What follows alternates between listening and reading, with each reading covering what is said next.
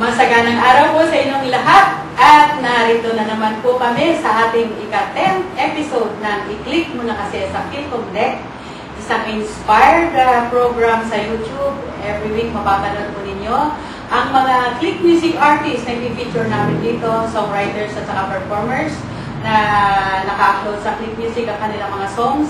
At ito po ay galing po sa idea ng I-Click Mo Na Kasi na radio program natin sa DWSS every Wednesday, 3 to 4 p.m. Ito po ay hosted naman po ni Donna Onelongo, Dennis Lalata, Linman Bacolor, and Bibi Andrade. So, ngayong araw na ito ay isang karangalan na maging guest natin, isa sa mga songwriters at saka performer din po. Hindi po siya pangkaraniwang songwriter-performer, isa po siyang officialis din ng isang office sa Tanay. Yes, Tanay Tourism.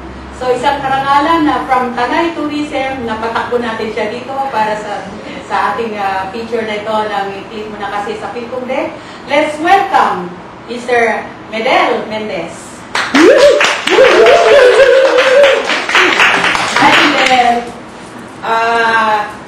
Napansin ko agad, kung napapansin ko ninyo, suotan lamang po siya ng kapa at saka sombrero, kamukha na po niya ang ating bayani, si Dr. Jose San. Paki-picture nga, paki-ano nga yung kanyang ano. Ayan, di ba? Kung yung pagsasabi natin lang. Yan. Kamukha din siya na isang artista. Igugulo ko na lang si Joel Torre. Yes, kamukha siya lang. So, Medel, how are you? So, hindi ka ba nahirapan sa biyahe mo from Tanay? Napakalayo. Magandang umaga po sa inyo lahat, lalong-lalo na po sa tagasunod ng DWSS. I-click mo na kasi 1494 AM band at sa ngayon pong hapon ay nagpapasalamat tayo na makasama si Mimi at ang lahat ng bumubuo na I-click mo na kasi. Yes, behind the scene, ang ating director si Linman Bacolor, yes. Saka assistant si Donna. Ang host ay nating director, si Dr. Linman Bacolor at si Donna Onelongo. Ito ay isang project ng Filipino Composers Development Cooperative at ng Click Music Philippines in the attempt to promote our original Filipino music. At ito ay ang mga songs na ating pinifeature sa Click Music Philippines, ang ating pambansang online store, ay talaga namang mga original. Matagal nang itinago sa bangko ng kanilang mga compositions at ngayon lang nila inilabas dahil po sa ating inilunsad na recently na contest. So, dito, alam ko, Medel, na isa sa mga songs mo, hindi lang isang song nakapasok sa KBP Pop Music Festival. Ano itong mga songs na ito? Dalawa itong kanta na pumasok sa KBP Pop Music Festival sa semifinals, ang Tama at ang Himig Pilipino. Tama ka? Yan, tama ka. Tama. Yan ang paborito namin patugtugin sa Click Music. I-click mo na kasi radio program. Salamat po. Isa sa mga paborito. Kasi laging tama eh.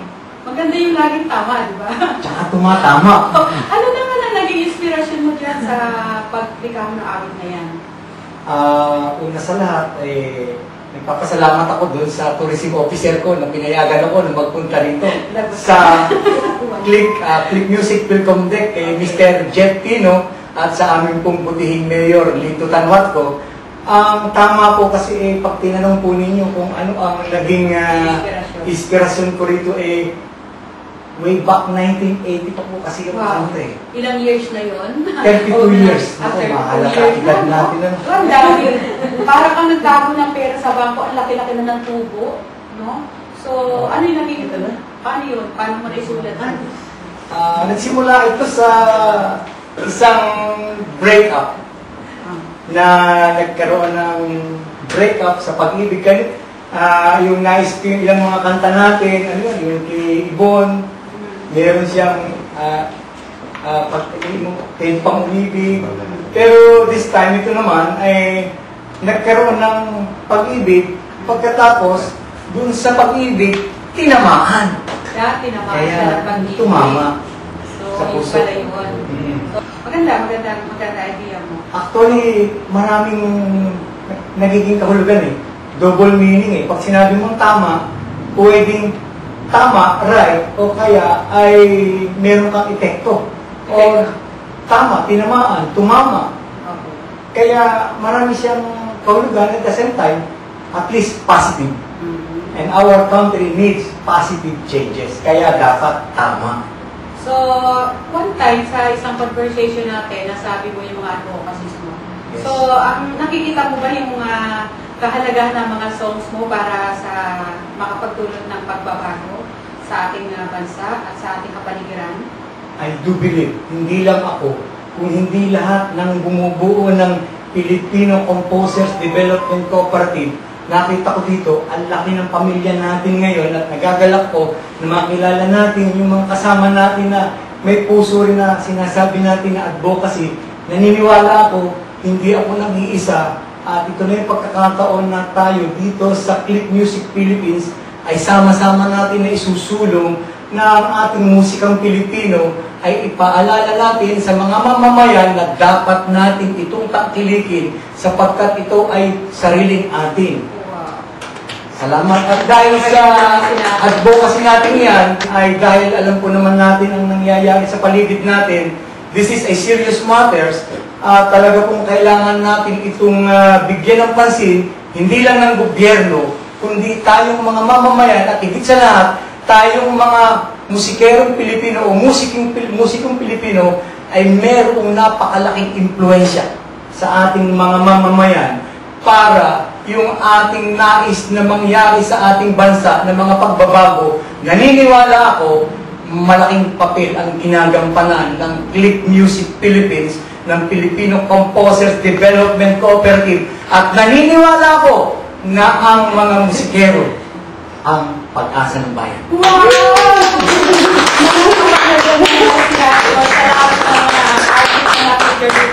Ikaw ang may pinakamagandang sinabi ngayon, Meds.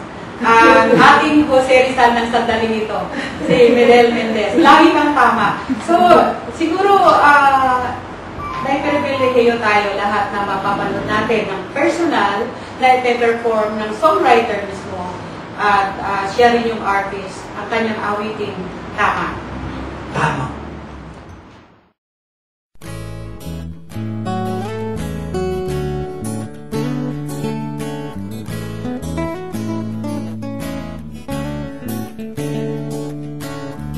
Kasama kita noon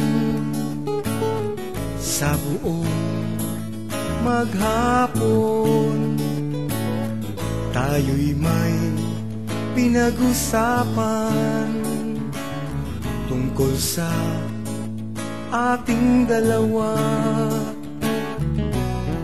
Pangako'y namagitan, tayo'y nagsumpaan.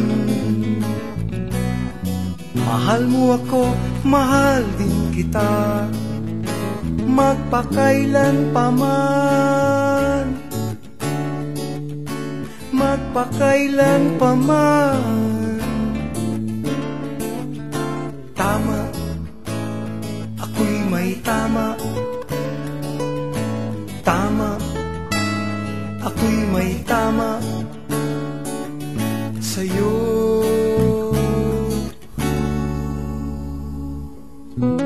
La la la la la la la la la la la la la la la.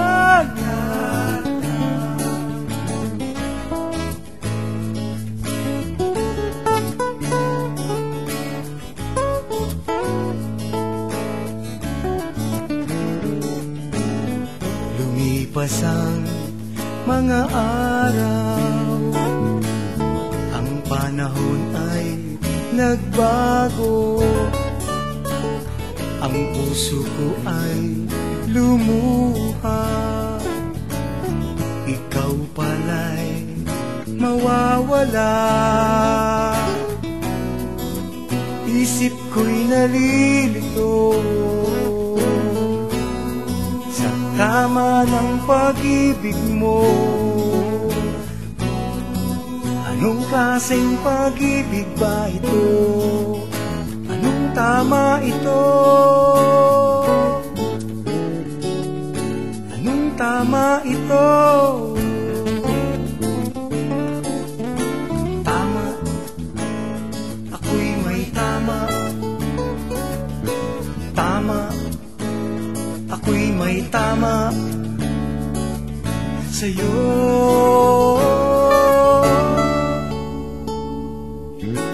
La la la la la la la la la. La la la la la la la la la. Tama, ako'y may tama. Tama, ako'y may tama. Tama, ako'y may tama sa'yo.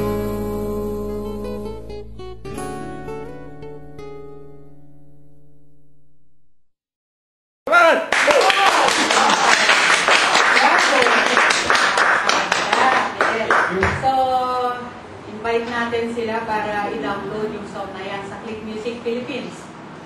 At muli, inaanyahan po natin ang ating mga kababayan na suportahan po natin ang Click Music Philippines, lalo na po yung kanta ko, tamang-tama lang po na i-download ninyo sapagkat 25 pesos lang at higit sa lahat, tatamaan po kayo doon sa kanta sapagkat ito ay tama ng pag-ibig.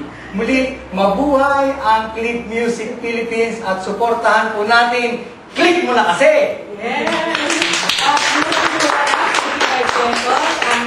ang e-pins ay mabibili natin sa Litopia, sa Load Central. At saka dito po sa PhilComDec, marami po tayong denominations, 50 pesos, 100 pesos, may 25 pesos pa, and then may 500 pesos at 1,000 pesos para sa load wallet mo. Later on, magkakaroon na din tayo for international viewers natin, saka listeners natin, saka aficionados na Click Music Philippines.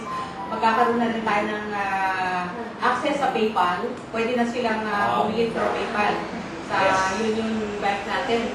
Pero for the meantime, pwede naman nila i-contact yung mga kamag-anak natin dito sa Pilipinas. Then to send them the e-pins. Pwede naman, padala sa kanila e-pins, pwede sila mag-download. So maraming salamat, Miguel, at maraming salamat sa inyong lahat, sa mga viewers natin all over the world. Maraming salamat sa patuloy na pagtangkilik po ninyo dito sa ating i-click mo na kasi sa PhilComDec at patuloy po tayong tumutok sa ating programa every Wednesday sa DWAS at i-click mo na kasi, hosted again by Dinman Bacolor, Dennis Lalata, and Lola Onelongo and myself, featuring Click Music songs na talaga namang exciting and beautiful songs na makikita lamang ninyo only at Click Music Philippines pambansang online store. So, maraming salamat po and hanggang sa muling pagkikita.